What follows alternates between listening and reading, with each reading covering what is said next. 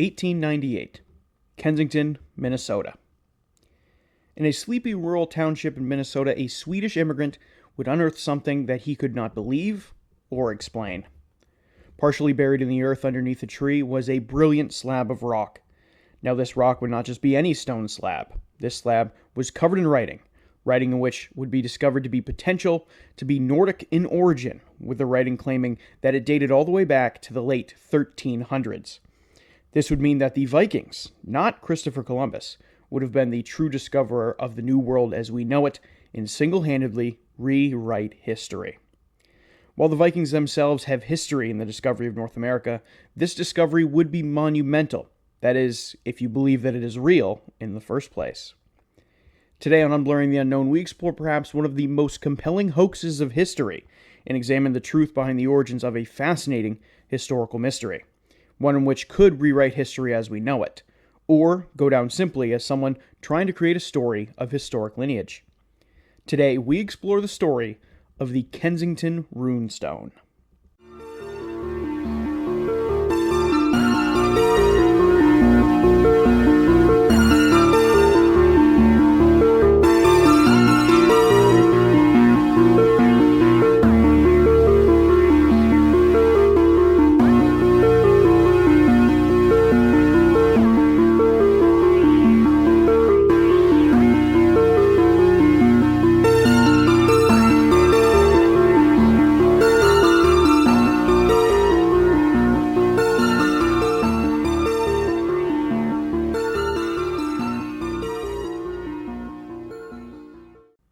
Welcome back to Unblurring the Unknown. As always, I am your host, Dominic. And if you are listening to this show for the very first time, I want to say thank you for checking this out. Thank you for checking the show out.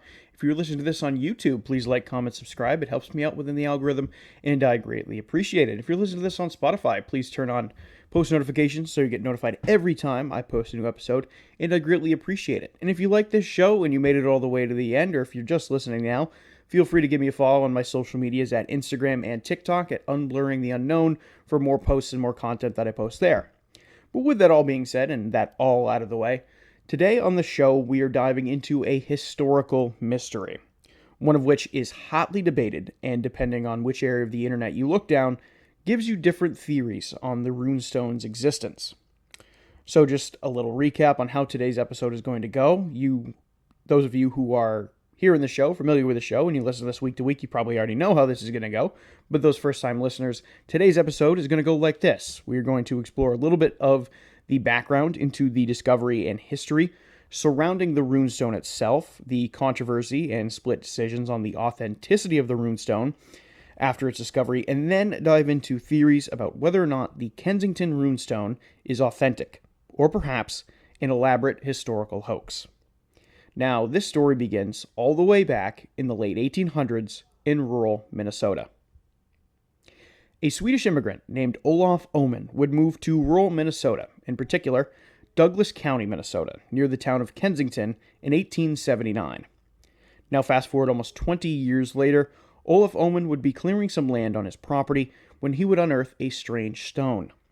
Now, the stone in question would be found at the crest of a knoll in a wetlands portion of Oman's property, and semi-obscured by a poplar tree in the base of its tree and its roots. Now, this was a young tree, estimated to be roughly anywhere between 10 to 40 years old. Now, of course, keep that little tidbit in mind as we will come back to it later.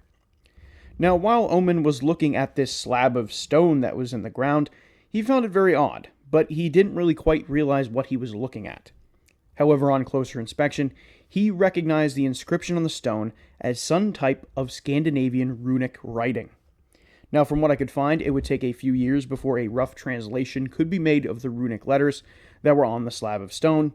However, now we know roughly what the runes mean and what the wording states. And this is verbatim the translation of the writing that was on the stone. We are 8 Goths, which was a term for Swedes back then. We are 8 Goths and 22 Norwegians on an exploration journey from Vinland through the west. We had camped by a lake with 2 skerries, which translates to like small rocky islands. We had a camp by a lake with 2 skerries, one day's journey north from the shore. We were out and fished one day. After we came home, we found 10 of our men red with blood and dead. AVM. Save us from evil. We have 10 of our party by the sea to look after our ships. 14 days' journey from this island, year 1362. Now, I want to clarify here. I said shore back there. It actually meant a journey north from this stone. So, like, they hypothetically, they'd be writing this stone after they arrived in this area. Now, this statement that is written on this runestone, in and of itself, is very significant. If this inscription was true, it would mean that the Vikings, not Christopher Columbus, would be confirmed to have reached the New World first, in roughly 100 plus years before Columbus did it. Now, before we continue with the idea and the story of the runestone, it's important to state a little background history on the idea of the Vikings reaching North America. Now, some of you listening to the show might be familiar with the idea that the Vikings and the Norse people had reached North America, and for a very long time this was hotly debated, and it still is to a certain degree. However, we do have evidence that suggests that Vikings discovered North America well before Christopher Columbus landed in the West Indies. Now, the earliest account of the Vikings possibly discovering America would come from the idea of Leif Erikson discovering Newfoundland, aka, as he would call it, Vinland. Now, it is important to establish that nowadays Christopher Columbus is looked upon as a murderer and enslaver who went and conquered new lands through the guise of gold and spreading of Christianity. And while that is true, and while I thoroughly disagree with the way that Columbus is often portrayed in the 21st century, this, to an extent, was a lot of the men throughout history, and the Vikings were certainly no exception. Vikings, as we know them through pop culture, were described as a sophisticated society for its time, as well as being very barbaric in the practices of conquering and pillaging those that stood in their way, and this was still very much the case in the 900s AD and 1000 AD time period. Now, Leif Erikson, who would be nicknamed Leif the Lucky, of course, some of you might be familiar with Leif Erikson being the famous Norse explorer. He would be born sometime between 970 and 980 AD, and would be forced to move to Greenland when his father, infamous Viking in his own right, Eric the Red, would be expelled from Norway for murder. This would cause Eric the Red to sail to what we now call Greenland, and push to establish a permanent Norse settlement on the island of Greenland. Now, it was here on Greenland, as the historical accounts detail, and keep in mind we do not have confirmed records of this. Of course, most of what we have regarding the journey that Leif Erikson took to the New World comes from a majority of the Vinland sagas, which would be composed of two separate texts, the first being Eric the Red sagas, and the second being the sagas of the Greenlanders. Now, those texts were written in the 13th century, and many historians look at them as half-truths and half-lies more than anything else, and towing the line of myth and legend, as well as genuine history. However, of course, there are some truth to these stories.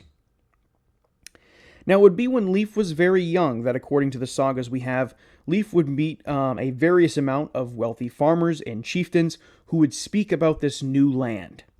Now, this would pique Leif's interest. However, depending on which saga you read, it would give you different information on how Leif Erikson would supposedly discover the New World and North America. Now, according to the sagas, or according to the Eric the Red sagas, it would state that Leif Erikson would stumble upon North America as he was blown off track on a voyage back to Norway. However, according to the sagas of the Greenlanders, the discovery of North America by Erikson would be no accident, and that he made a conscious decision to go there.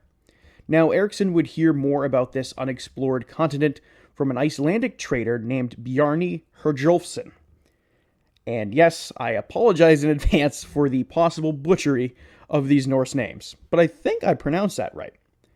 Now, as the legend goes on in the saga of the Greenlanders, Herjolfsson supposedly accidentally discovered this new continent while getting blown off track on a voyage back to Iceland almost a decade prior, and that they had never returned to this area again. This gave Erikson the idea to go and discover and explore this new continent for himself. So he would end up purchasing the boat that Herjolfsson had and assembled a 35-person crew and set sail out for unexplored lands on the other side of the ocean.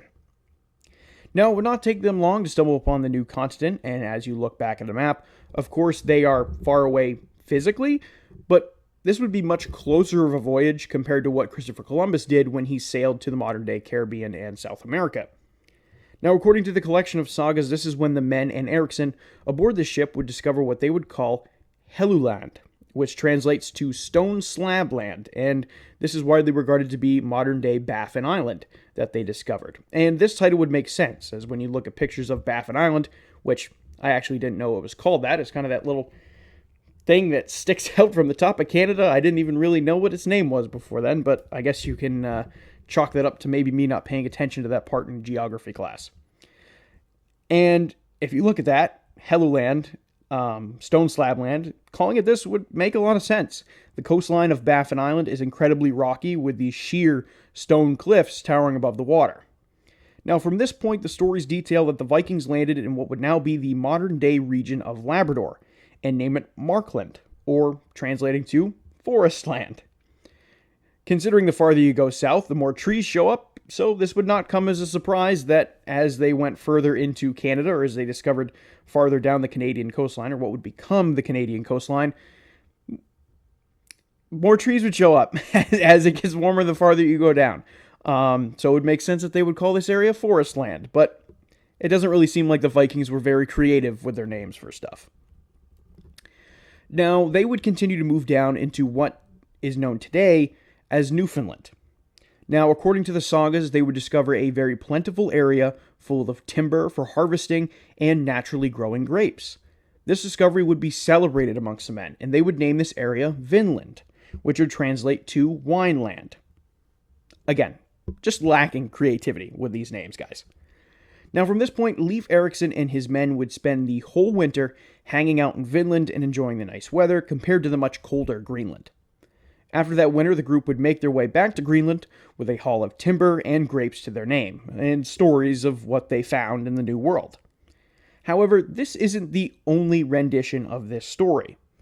This is the story that is primarily featured in the saga of the Greenlanders, whereas the Eric the Red sagas detail a much different story, in which it purposely made Leif Erikson's contributions as very minimal as possible, and instead painted Leif's sister-in-law and her husband as a duo that championed the discovery of North America, and instead took the voyage, or the significant voyage, and named the original site of Leif's settlement on Newfoundland/Vinland something else entirely. Now, whether or not or which saga you want to believe, it is widely regarded. Of course, there is Leif Erikson Day. Some of you might be familiar with that. However, for a long time, this information about Leif Erikson and the Vikings discovering North America before Christopher Columbus was mostly rumor, laced with a little fact. That would be until the 1960s, when a Norwegian explorer named Helge Ingstad, his wife, and a team of archaeologists discovered the remnants of a Norse settlement in Newfoundland, seemingly confirming the idea that the Norse people, whether it was Leif Erikson or someone else entirely, landed in North America before Columbus. According to another source, after further exploration, a small chapel was found on the site, seemingly dedicated to Leif Erikson's mother. Oh gosh, this is a really bad Norse name, and I'm going to butcher it, and I'm so sorry. Theodhild. I think I did that right. I apologize if I butchered that. If there's anybody who is really good at speaking these ancient Norse names, please let me know if I butchered that. But I think it's Theodhild. Theodhild. I'm trying my best. I'm sorry. In addition to this small chapel being found, 144 skeletons would be unearthed at the site, and all of these skeletons would indicate that they were from the bodies of tall and strong muscular people, which lines up with the traits of the Norse and Scandinavian peoples. This site that was discovered doesn't match the descriptions of Vinland, however. That was detailed in writing, but that would kind of make sense, as the documents we have, Eric the Red sagas and the sagas of the Greenlanders, are not word-for-word accounts of what happened. Again, rather somewhat factual retellings that were made hundreds of years after the event supposedly took place. Now, the idea that Vikings and the Norse people were the first to discover the New World was almost being revived in sort of a way during the late 1800s and early 1900s. And the Scandinavian people who had immigrated to the United States during this period were very proud of their heritage, and they were eager to learn more, and they thought that the Viking people had a lot more influence on the New World than they were originally told through mainstream history retellings of America. This would have an effect on someone like Olaf Oman, who was Scandinavian, and to think that this stone could have some impact that the Vikings had on the history of North America would be very influential to him, and something a lot of other Scandinavian immigrants would feel very similar about. Now, the story of the runestone started making its way around the area, and many were excited about the historic possibilities it could hold. While many claimed it must be real, the inscription on the stone would be passed along to professionals in the field to get their opinions on what the inscription held at the time. Olaus J. Breide, professor of Scandinavian languages at the University of Minnesota, was the first to take a look at the inscription. Now, it did not take long for Breide to declare that the stone was an utter hoax, and published a damning article proving his thoughts and evidence behind the matter. To add fuel to the fire, Breide would pass along a copy of the inscription of the Kensington Runestone to a fleet of famous Norwegian and Swedish archaeologists and historians, and they too backed Breide's claim and said they, and I quote, unanimously pronounced the Kensington inscription a fraud and forgery of recent date. Now, from this point, a second opinion would be asked from the stone, and it would be sent to Northwestern University, and they too dismissed the runestone as a fake and a fraud, and most likely a prank of some sort, and that at this point, the runestone would be returned to Oman shortly after. Then, the runestone would finally get a champion behind it, in a man named Hjalmar Holland, a Norwegian-American historian and author, who thought that there was without a doubt that the runestone was real, and sought to get additional perspectives on the runestone to try and prove its authenticity. Holland would go out of his way to find a collection of opinions from other scholars at the time. One scholar, Newton Winchell, from the Minnesota Historical Society, stated that based on the weathering of the stone, they estimated the inscription to be roughly 500 years old. And however, the inscription itself seemed very fresh, and just based this estimate based off of the weathering on the stone itself.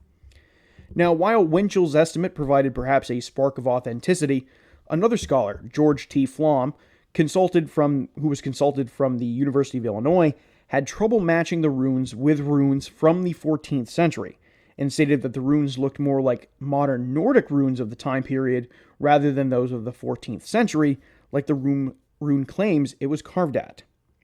Now, over the next several decades, Holland had fought and tried to find a party that would share the same opinion that he did in regards to the stone's authenticity. While some debated that the stone could have been real, they were disproven by linguistic experts who stated that the runes on the stone did not match what 14th Norse people would have used as their runic writing.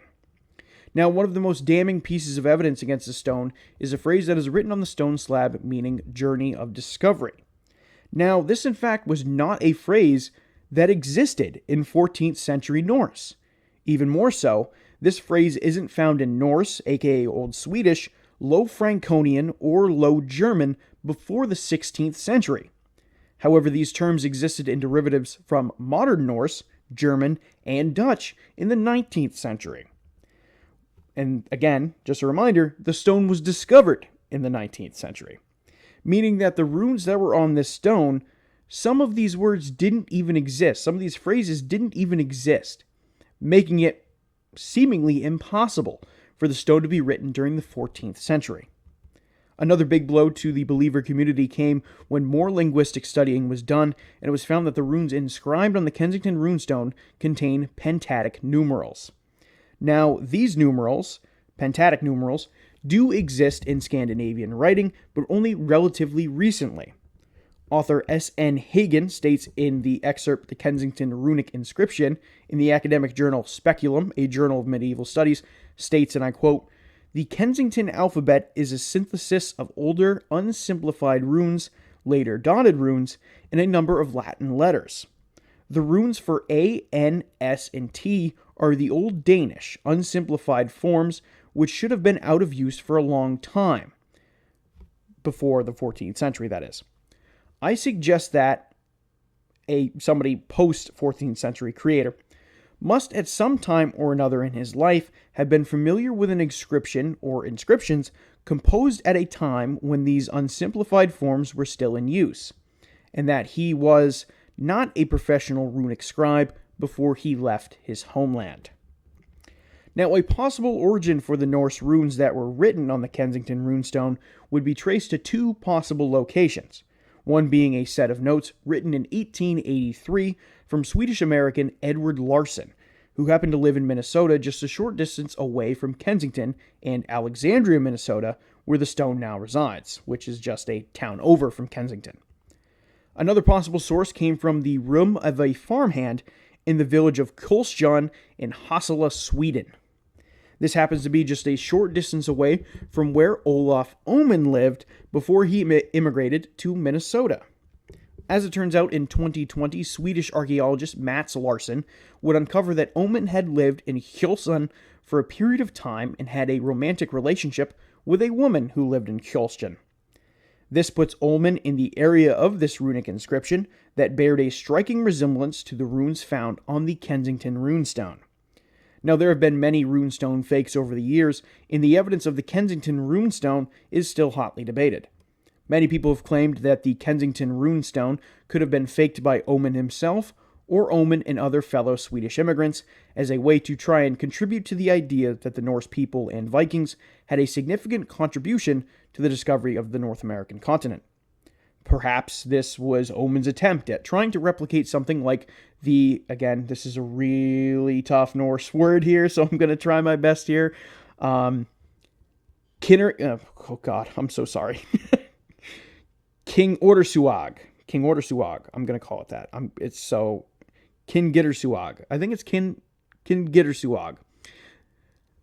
This could have been Oman's attempt at trying to replicate something like the Kingittersuag runestone, which was a genuine Viking runestone discovered in Greenland in 1824. See, I didn't do that bad there. Now, while I personally love the idea that the Vikings could have been the first to discover North America, and I have to imagine that the Vikings had multiple trips to North America that history has not documented. And I love the idea of that because I feel like that could be a story that happened and we just don't have any evidence to prove it. However, in regards to the runestone, a couple other things stick out to me when it comes to what the runestone states. Firstly, and perhaps most notably, was the claim that it took the Vikings 14 days to travel from supposedly Vinland to where the runestone was discovered. Now, other people online have called this out too. Many scholars have called this out as well, that this trip would be kind of cutting it very close. Now, this would be very hard to travel from Vinland, or wherever it is claimed that Vinland was to be in Newfoundland, and then through the Hudson Bay, or perhaps the Vikings took the St. Lawrence River, and then down and through the Great Lakes, and then arriving in Minnesota. Of course, there is no natural connection where the Hudson Bay connects to, I guess, the Great Lakes that would allow them to get to Minnesota. That passage does not exist. I Googled it. Some people online would be like, oh, they had to travel through the Hudson Bay, and this doesn't make sense to me because everything that I researched said that there was never a time period in history where the Hudson Bay was connected to the Great Lakes. Now, there is a path now in modern times through canals and things like that, but those are man-made. Those did not exist in the 1300s. There was no natural connection between the Great Lakes, Lake Superior, right, Minnesota, Michigan area, that connected to the Hudson Bay. This does not exist. This did not exist. So this led me down the rabbit hole to thinking that perhaps the Vikings took the St. Lawrence River, which does spit out at the bottom half of Newfoundland and Labrador and allows you to go through the Great Lakes to possibly Minnesota. Now, at that point, the Vikings then, if they took this route through the St. Lawrence River and then down through the Great Lakes, they would have to travel by foot at some point because Kensington is not on the edge of Lake Superior. It is fairly west in the state and almost on the other side entirely. The probability of the Vikings making this trip in 14 days with possibly no knowledge about the terrain, the animals, the environment, or the indigenous peoples, this is quite a gamble to make, and it makes these claims very hard to believe. Not including that the crazy weather that the Great Lakes are sometimes known to have just on them. So the probability of them making this trip, again, with no knowledge, all these uncertainties in 14 days, makes this really hard to believe. Makes this quite a gamble. And sure, maybe certainly it's not impossible, but it seems like this would be very, very hard to achieve for 14th century Vikings. And for them to then go to where Kensington is, which is seemingly in the middle of nowhere, and then carve a runestone and state that 10 of their men were seemingly killed by either wildlife or even more possibly the indigenous people of the area, almost in the past tense, makes me feel like, why would you continue trekking into the unknown at this point after knowing that someone could kill you or something could kill you the farther you go into unexplored territory? It poses a lot of questions that we don't have answers to, but the trip being 14 days is really hard to believe and really hard for me to wrap my head around, as there is no clear-cut direction to get to Kensington from either Newfoundland through the Hudson Bay, which again I said it's very, very unlikely because there's no natural way this could have happened, especially during the 1300s. And just to get that far and then just write a stone seems just very unlikely. But with that being said, I think this now is a perfect time for us to segue into our theories section about today's episode. Now, there's really two theories here, and you probably guessed it, real or fake, and about which side that you want to choose. Now, the first theory I want to dive into is the possibility of the Kensington Runestone being a fake. Now, this theory is honestly the most believed one, and that the Kensington Runestone is a fraud, and more than likely created by Oman, or Oman and others, as a dupe to try and rally the Scandinavian immigrants of the time's belief in the discovery of America by their Norse ancestors. Again, during this time, there was a renewed interest in the idea of Leif Erikson discovering Vinland, and this was a popular idea among the immigrants. During this time, you also had rising tensions between Scandinavians and Norwegians because of political disagreements and Norway's advocacy for independence from Sweden. Both sides of the aisle in this case were fighting for recognition from each other, in a sense. Both sides pitted the idea that the stone was a hoax because it referred to both the Norwegians and the Swedes working together, and this added fuel to the fire. Some have targeted the idea that perhaps the Swedes' attempt at making the stone was due to acceptance to this new land, and that they had immigrated to, and if they showed the American people that the Norse people, that the Swedes and the Norwegians, that they had a hand in the settlement of North America, perhaps this could be something that they could be proud of. Perhaps they could be more accepted into these communities and thus have a better sense of fulfillment in knowing that they had evidence to support the idea that the Vikings came here first, even though at the time, this was not widely believed by the American population. In conclusion, in this theory, and this is partially my thoughts as well, the stone would be used as an awareness piece to support the immigrated Swedes' points that America was discovered by the Vikings first, like they probably were grown up being told, and that the American people should have gave the Norse and the Swedes more credit for what they discovered, and possibly be more welcoming to them in the communities, knowing that they had a hand possibly in the discovering of America and North America. Now, again, many linguistical experts have called out the authenticity of the stone and cited the runes to not match up. Now, given that all that I had researched, I personally think the stone is a fake. However, the motive itself, we might not fully understand. The motive I laid out just now was my personal opinion on why I personally think the stone was faked. Now, this process would involve Oman carving this stone himself on a very old slab of rock that he found, which would, of course, be, whether it be cut by glacial erosion and things like that, like some sources I found claimed. He would find this slab that would have, this extensive weathering on it, which would, of course, match the later analysis done on the stone. And then he would carve the marking itself, which was regarded to be fresh. But, again, the markings itself have been widely spoken to be hard to date based on when they were carved. And at this point, they were strictly relying on the wording of the runes rather than the preserved carving itself to date it. Now, of course, there have been many rune fakes in the past, and even though I personally believe the Vikings were the first to discover America, I think the Kensington Runestone is unfortunately a fake. However, the second theory here is that this was real, and I want to go over this. Of course, my personal thought that this is a fake, but let me go over the side that maybe it's real here, and that the Runestone is real, it's not a fake, and that the Vikings of this expedition did in fact make it to the area around Kensington, Minnesota, and decided to carve a runestone regarding their expedition from Vinland deeper into North America in the American West. Now, as much as I like the idea of this story being true, we have no evidence to support this, and a lot of it kind of counters this idea. Yes, we do have evidence of the Viking settlement in Newfoundland discovered in 1960. However, the stone details the trip that they took from Kensington, and the idea of the trip taking 14 days, like I established just a little bit ago, is very quick and ambitious, Considering they were going into uncharted territory and they had to traverse multiple unfamiliar waterways, quite possibly in some very large vessel capable of holding 20 to 30 men, maybe some of those waterways are too tight that these men possibly couldn't fit their boat down. There's a lot of uncertainties that factor into the story, and if it is true, I kind of got to know how they did it, because I have a lot of questions here. But again, I am not a maritime scholar, I am not an archaeologist, I am not a historian. I'm a guy who puts content on the internet, and some of it sometimes is about conspiracies and stuff like that. So maybe I'm not the best opinion when it comes to kind of historical mysteries, but to me, just based off of common sense, it doesn't really make a whole lot of sense, and there's a lot of uncertainties you got to think about when you're thinking about this. However,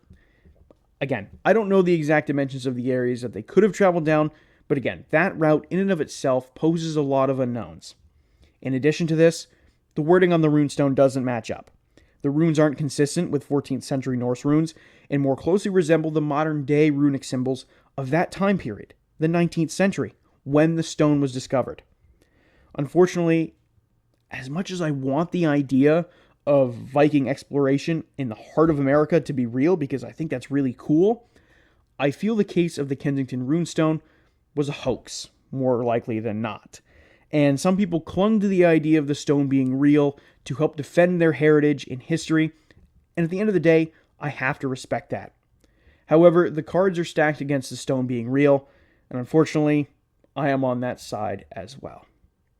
Now again, you will see some people that claim that the stone is real. I know that the runestone where it's on display, I know for a long time that the Minnesota Historical Society claimed the stone was real. However, again, there is no evidence to support its existence. Pretty much everything that's out there, every examination that's been done of the stone, pretty much counters the idea that this stone was real. In addition to this, there's been many runestone fakes before. This is not exactly a new thing, especially when you start going down the rabbit hole of looking at all these other runestones that have supposedly been discovered, just for them to be fakes as well. Now, why people fake the carving of runestones, I have no idea. Could it be a popularity thing? I have no clue. But when it comes to the Kensington Runestone in specific, I definitely think it had something to do with the Scandinavian heritage and Olaf Omen, and of course these people who had immigrated to this area, trying to find a way that they could be included in this, in this new country. They immigrate here, they feel like their lineage has history in establishing this new land, but nobody wants to recognize it. And maybe there's no evidence to prove this, but I have to think that this is kind of a little bit of an idea of how they were feeling. I know that to an extent, there was this revival in the idea that Leif Erikson discovered North America. Maybe they wanted to show that to everybody. And again, maybe this was an acceptance thing. Maybe it was like, hey, if you Americans see that, hey, our Scandinavians and us Norwegians, we helped discover America. Maybe Americans would be like, holy moly, like we're kind of fairly close to the same. Like, there's not much difference in us anymore. And maybe they would have been more accepted in the communities and things like that. That's really the only reason I see this being a motivating factor, because there was no financial incentive. I don't believe Omen at any point received money for the stone. The only thing that I could find is that Omen had sold the runestone, I believe, to, I think, the Minnesota Historical Society. I can't remember off the top of my head, but I think they did. They sold it to the Minnesota Historical Society for like $10. So I don't know how much $10 was in 1898, but that's all he got for it. So it's not like there was this huge financial incentive. It kind of seemed like when Omen knew the jig was up and nobody believed it, he was kind of like, I'm going to wash my hands and just sell it. And got $10 and just took his $10 and just said, hey, I'm good. Maybe that's the case. That's personally what I think. But let me know. Let me know in the comments section. All of you, feel free to reach out to me on what your personal opinion is on the Kensington Runestone, whether or not you think it's a fraud, whether you think it's a fake, and any research that you've possibly done into it. If there was something I missed, feel free to let me know. I'm only a one-man team, so I do all the research myself, and sometimes there is things that I miss, and I do apologize about that, but sometimes I do miss things. Like I said, I'm a one-man show. I do all the research myself, all the editing and everything like that. But again, If you like this show and you like this episode, please show me love by liking, commenting, subscribing. It helps me out within the algorithm. Share it to your friends, share it to your family who might be interested in all the stuff I do, unexplained, paranormal, government conspiracies, the whole 9 yards. If you know people who are interested in that type of stuff, share it with them. Share me out there in the interwebs, and I greatly appreciate it. But with that all being said, that is going to conclude this week's episode on the Kensington Runestone, a very fascinating historical mystery. A little bit of a different turn for you all for this week's episode, and I hope you all appreciate it. But with that being said, I will see you all on the next one.